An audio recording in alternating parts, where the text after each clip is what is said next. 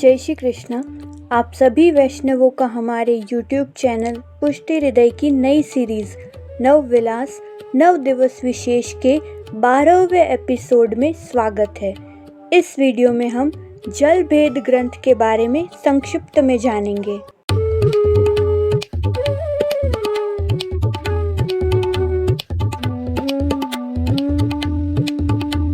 इस ग्रंथ में बताया है कि सबके अंतःकरण न तो एक जैसे होते हैं, न उनमें एक जैसी भावना होती है।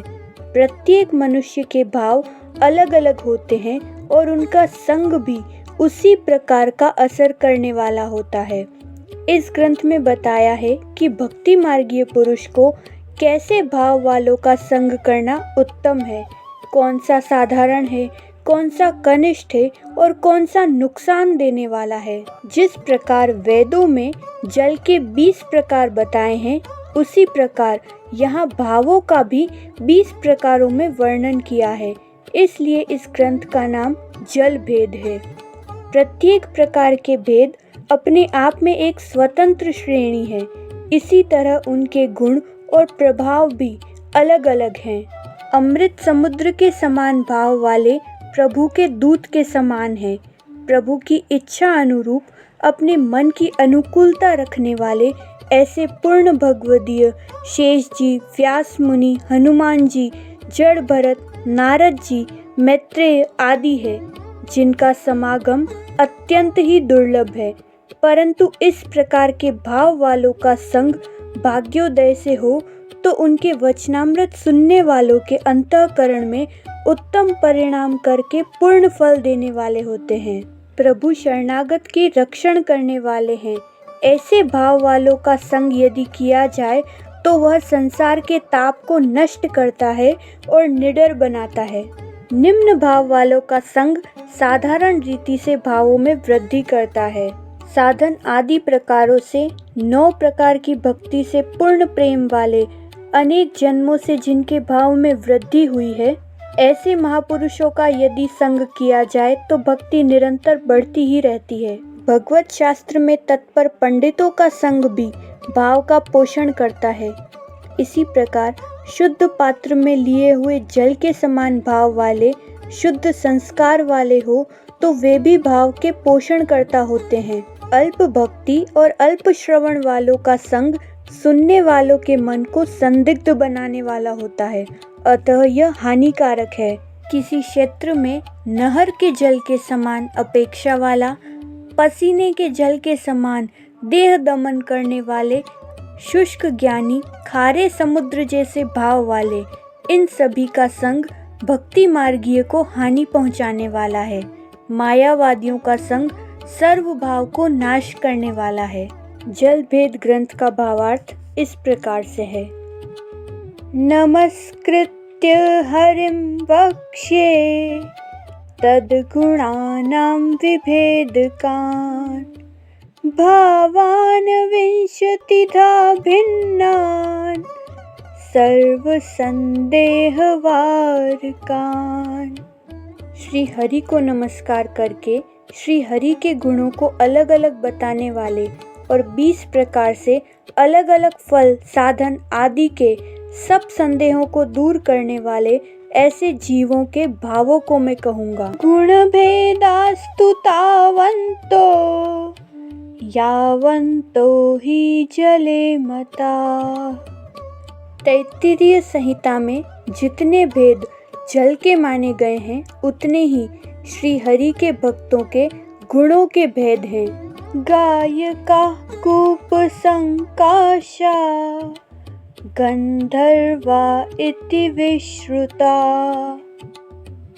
कूप भेदास्तु यावन्तस् तावन्तस्तेऽपि समताः। गंधर्व नाम से प्रसिद्ध जो भगवान के गुणों का गान करते हैं, उन्हें कुएं के जल के समान उत्तम और मध्यम जानना चाहिए। जैसे कुएं के जल में भेद होता है, उसी प्रकार गायक भक्तों में भी उत्तम और मध्यम अनेक भेद होते हैं। कुल्याः पौराणिकाः प्रोक्ता पारंपर्ययुता भुवि क्षेत्र प्रविष्टास्ते चापि संसारोत्पत्ति हेतवः।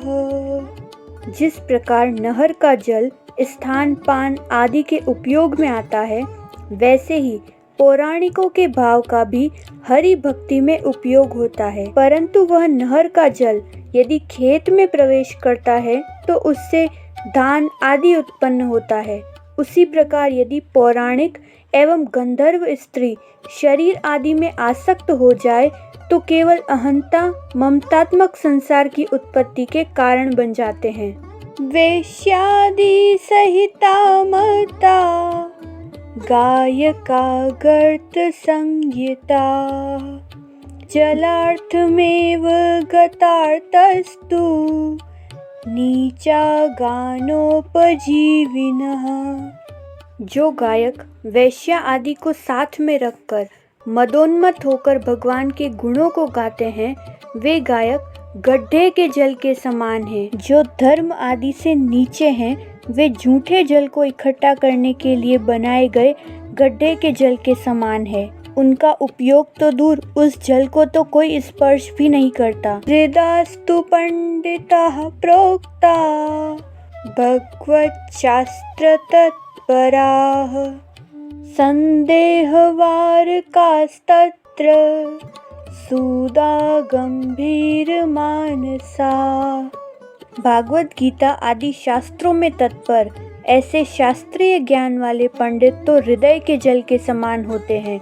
जैसे हृदय का जल उत्तम होता है, उसी प्रकार उन पंडितों का भाव भी उत्तम और उपयोग के योग्य होता है। स्वभाव से गंभीर और संदेह को दूर करने वाले सुंदर स्वच्छ मीठे जल के समान है। सरह कमल संपूर्णा प्रयुक्तास्तथा बुधा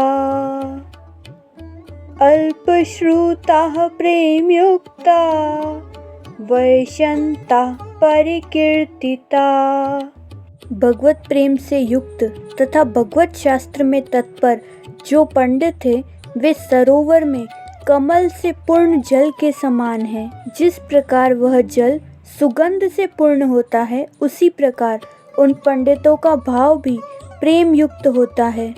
किंतु जो थोड़े प्रेम और थोड़े ज्ञान वाले विद्वान होते हैं, वे छोटे तालाब के जल के समान कहे गए हैं। जिस प्रकार छोटे तालाब का जल किसी समय गंदा हो जाता है, उसी प्रकार थोड़े प्रेम और थोड़े ज्ञान वाले पंडितों का भाव भी दुस्संग से विकृत हो सकता है। कर्म शुद्धा पल्लवलानि तथाल्प श्रुत भक्तयः योग ध्यानादि संयुक्ता गुणावर्ष्य प्रकीर्तिता। जिन्होंने थोड़े शास्त्र का श्रवण किया है और भक्ति भी जिनमें थोड़ी है, जो कर्म से शुद्ध हैं, वे भक्त छोटी छोटी तलाइयों के जल के समान है। जैसे तलाई का जल स्थायी नहीं रहता, उसी प्रकार उनका भाव भी दुस्संग आदि से नष्ट हो सकता है। जो अष्टांग योग और ध्यान आदि से युक्त हैं, उन गुणों को वर्षा के जल के समान समझना। जैसे वर्षा का जल सर्वत्र फैलकर सबके उपयोग में आता है, उसी प्रकार उनका भाव भी सभी के उपयोग में आता है। तपो ज्ञानादि भावेन स्वेदजास्तु प्रकीर्तिता। जो तप ज्ञान आदि के भावों से युक्त हैं, वे स्वेद जल यानी कि पसीने से उत्पन्न जल के समान हैं। जैसे स्वेद जल अच्छे व्यवहार में न आकर केवल उसी के शरीर को शीतल करता है, इसी प्रकार कर्म में श्रद्धा रखने वालों का भाव औरों के लिए नहीं होकर केवल उन्हीं को शुद्ध करता है। अलौकिकेन ज्ञानेन ये तु प्रोक्ता हरिर्गुणाः कदाचित् कः शब्दगम्या पतच्छब्दा प्रकीर्तिता। भगवान की कृपा से प्राप्त होने वाले अलौकिक ज्ञान से जो भगवान के गुण कहे गए हैं, वे किसी समय ही शब्दगम्य होते हैं। उन्हें झरने से गिरने वाले जल के समान समझना चाहिए। जैसे किसी पर्वत से झरना गिर रहा है और हमें दूर से ही ज्ञान होता है कि उस स्थान पर जल है। क्योंकि वहाँ शब्द के अभाव में ज्ञान नहीं होता, इसलिए उन्हें कादाचित्क कहते हैं। देवाद्युपासनोद्भूता पृष्वा भूमेरिवोद्गताः। शिव, दुर्गा आदि देवी देवताओं की उपासना से उत्पन्न हुए जो गुण हैं, वे पृथ्वी से निकले हुए ओस के जल के समान हैं। ओस का जल भूमि से नहीं निकलता, किंतु वैसा दिखाई देता है। इसी प्रकार उन देवताओं की उपासना के भाव भी न तो उपास्य देवता के हैं न उपासकों के हैं, किंतु वे वैसे दिखाई देते हैं और उपासक उन भावों को अपना मानकर अहंकार करने लगते हैं। अतः ऐसे लोगों का संग करना ठीक नहीं। साधनादि प्रकारेण नवधा भक्ति मार्गतः प्रेम पूर्त्या स्फुरधर्मा स्पंदमाना प्रकीर्तिता। अपने अपने वर्ण और आश्रम के अनुसार वैदिक साधनों के प्रकार से जो नवदा भक्ति मार्ग है, उससे जब प्रेम की पूर्णता होती है, उस प्रेम की पूर्ति से जिनके हृदय में भगवान के धर्मों की उत्पत्ति होती है, वे झरने के जल के समान हैं। जिस प्रकार झरने का जल सभी कार्यों में उपयुक्त होता है, उसी प्रकार उनका संग करना भी प्रशंसनीय है। यादृशास्तादृशा प्रोक्ता वृद्धि क्षय विवर्जिता स्थावरास्ते समाख्याता मर्यादैक प्रतिष्ठिता। ऐसे भक्त जिनका भाव किसी भी कारण से घटता या बढ़ता नहीं है और जो मर्यादा में रहते हैं, ऐसे भक्त सदा स्थिर रहने वाले जल के समान हैं। अनेक जन्म संसिद्धा जन्म प्रवृत्ति सर्वदा संगादि गुण दोषाभ्याम वृद्धि क्षययुता भुवि निरंतरोद्गमयुता नद्यस्ते परिकीर्तिता। जो अनेक जन्मों से अच्छी सिद्धि को प्राप्त कर चुके हैं और जो सदा जन्म से लगाकर सत्संग, दुस्संग आदि के गुण और दोषों से पृथ्वी पर क्षय और वृद्धि को प्राप्त करते रहते हैं और निरंतर जिनमें भगवान के गुणानुवादों का उद्गम होता रहता है, उन्हें बहते हुए नदी के जल के समान समझना चाहिए। एतादृशा स्वतंत्राश्चेत सिंधव परिकीर्तिता।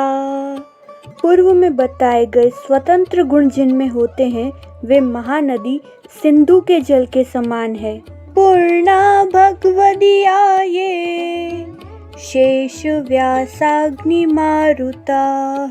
जड़ नारद मित्राध्यास ते समुद्रा प्रकीर्तिता।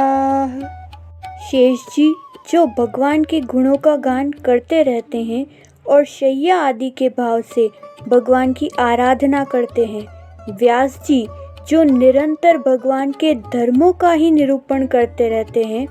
भगवान के मुख रूप अग्नि जो सर्वांश में सर्व रूप से कृष्ण ही हैं। हनुमान जी, जड़ भरत जी, नारद जी, मैत्रेय जी, ये पूर्ण भगवदीय हैं।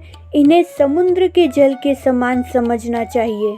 अर्थात समुद्र में जैसे चंद्रमा को देखकर तरंगे उठती है, उसी प्रकार से भक्त भी भगवान के मुख चंद्र का दर्शन करके भाव विभोर हो जाते हैं। लोक वेद गुणेर मिश्र भावनैके हरेर गुणान वर्णयन्ति समुद्रास्ते शाराद्या षट् प्रकीर्तिताः गुणातीततया शुद्धान् सच्चिदानन्दरूपिणः सर्वानेव गुणान् विष्णो वर्णयन्ति विचक्षणाः। हे मृतोदा समाख्यातास् तद्वाक्पानं सुदुर्लभम्। इन्हीं में से कितने ही लोक मिश्र भाव से, वेद मिश्र भाव से और गुणा मिश्र भाव से हरि के गुणों का वर्णन करते हैं।